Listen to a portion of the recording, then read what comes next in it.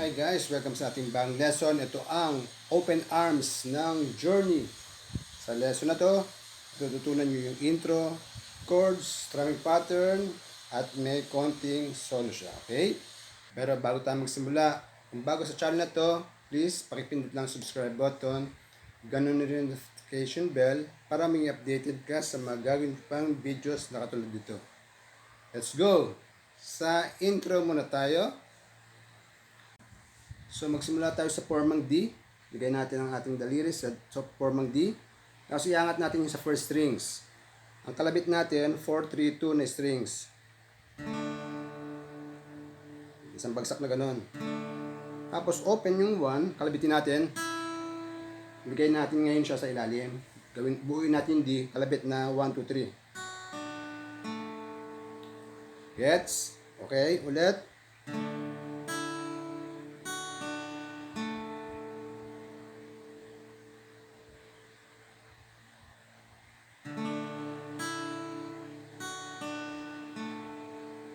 Tapos A over C minor. Ano yun? 5th strings, 4th fret. Tapos, gamitin nyo yung ring finger ha. Tapos, yung hintuturo, i-flat natin dito sa 4th string pababa. Ang kalabit natin, 5th strings hanggang 2nd strings. Huwag nyo tatamaan yung number 1. Pagka ganun, sunod nun, open number 1. Tapos, 2nd and 3rd strings, 2nd and 3rd fret ng 2nd strings. Bale, pagkabagsak nitong A over C sharp minor, open, number 1, tapos 2nd and 3rd fret ng 2nd strings. Pag pinagsama natin dalawa,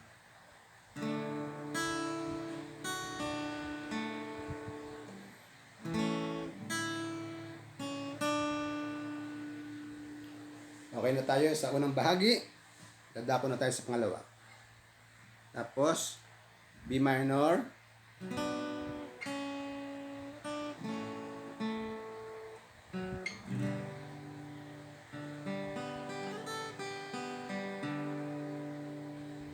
Sa B minor, kalabit natin, simula 5 strings at saka hanggang 2nd strings. 5, 4, 3, 2. Tapos, 2, 3. Dali ganyan.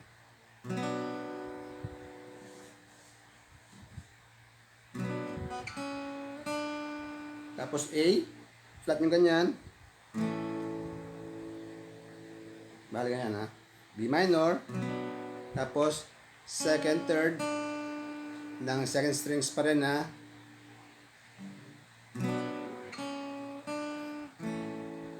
Bagsak sa A. Kataas ng A, yung 3rd strings, 2nd fret. Yan, naka-A ka pa rin. Bali,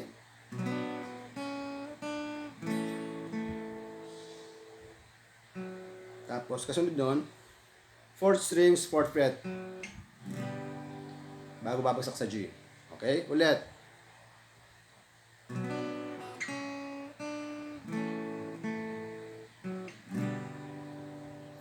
Pagkatapos ng G, ang kalabit niya, naka-G ka, 4, 3, 2, 1. Tapos, dadalhin mo siya dito sa 5. Balik sa 3rd. Tapos, 2, 3, 4. Open yun. Okay?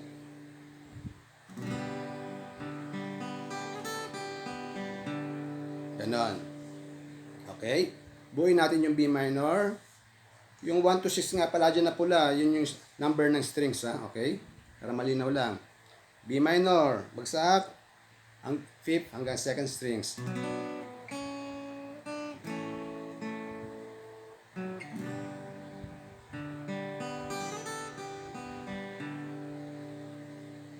Dahan.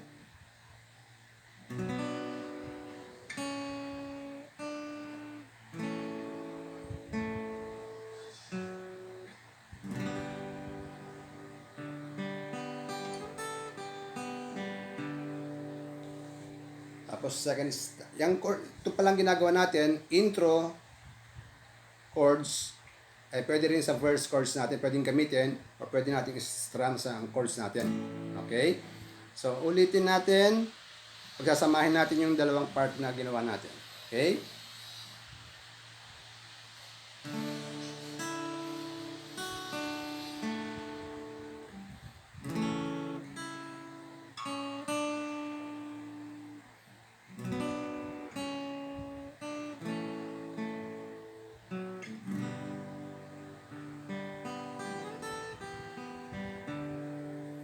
Ngayon, second stanza, ganun na ganun din.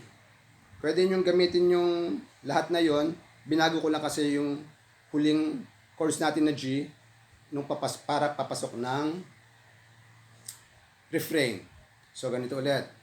Second stanza.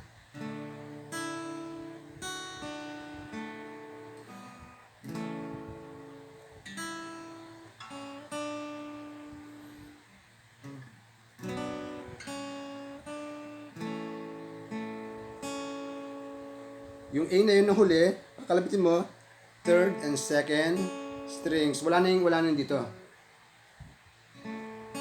That's G na.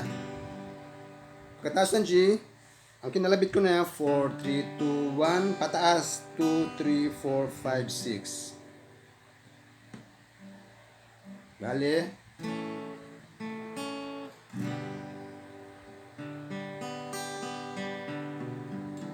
Tapos papasok na ng refrain. Refrain chords. Ito ang chords natin ng refrain. E minor, B minor, A, D, A, G, A, G,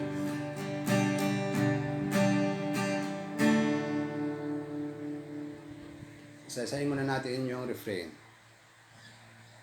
E minor, down, down, up, down, down.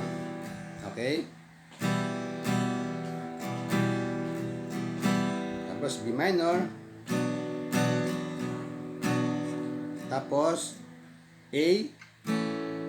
Naka-flat ka na yan, di ba? Tapos D.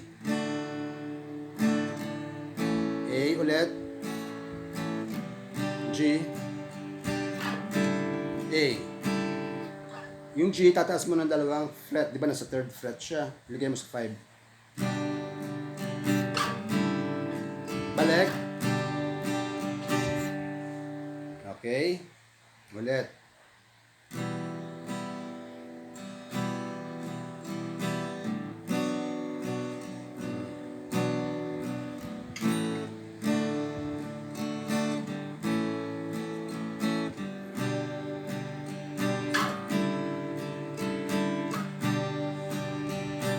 Tapos, chorus.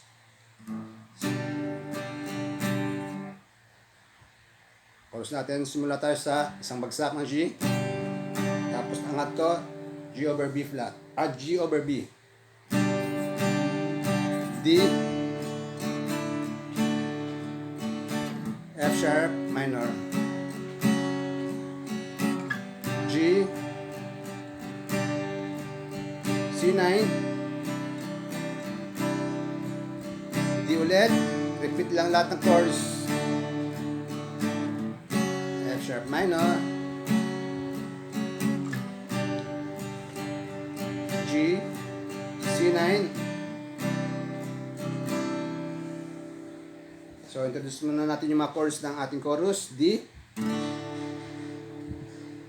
F sharp minor. Flat yan. Tapos, sa 5th and 4th strings, sa 4th fret. As yung G, alam nyo na yan. Yung C9, bababa mo to, dalawa. Tapos aalisin mo na sa ilalim. Yung inliliit. Okay? So, sa D, inangat ko to. Yung sa number 1 strings, number first. F sharp minor. G, C9. Balik sa D.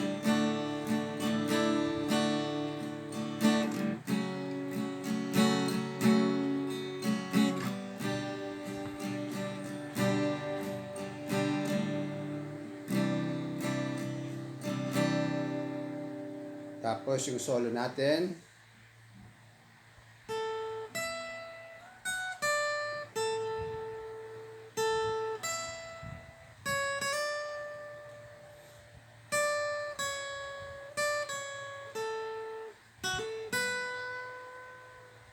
Yun ay second strings, 10 fret. Tapos 12 sa first strings. Tapos 14. Tapos baba sa 10. Ng first strings pa rin yan. Tapos akyat sa second strings, 10.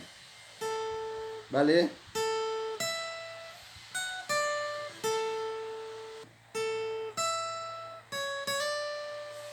Tapos 10, 9, 10, 9, 10 ng second strings. Tapos 7, 10, 10 pala yun. 7 hammer, 10 sa second strings. Tapos 7 ang huling note natin sa first strings. Ulit.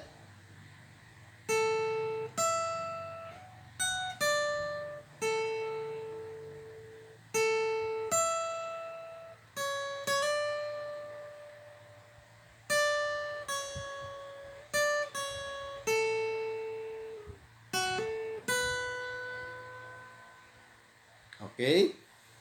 Tapos, second verse, ganun pa rin ang ating chords. Pwede naman chords ang gamitin nyo, strumming nyo.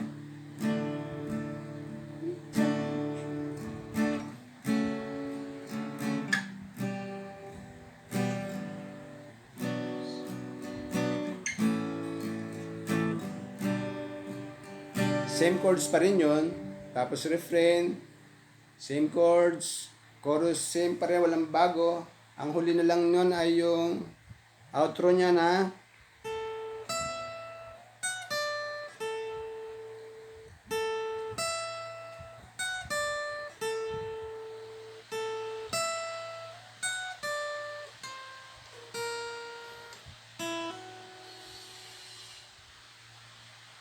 bale 10, 8, 6, tapos 5, 7, hammer sa second strings. Okay? Same, yung ginawa natin. Ulit. Ito na yung huli. 10, 8, 6, 5, 7 na second strings. Sana po nagustuhan nyo ating lesson. Maraming salamat po sa pagsubaybay ng aking mga tutorial. Hanggang sa muli. Paalam.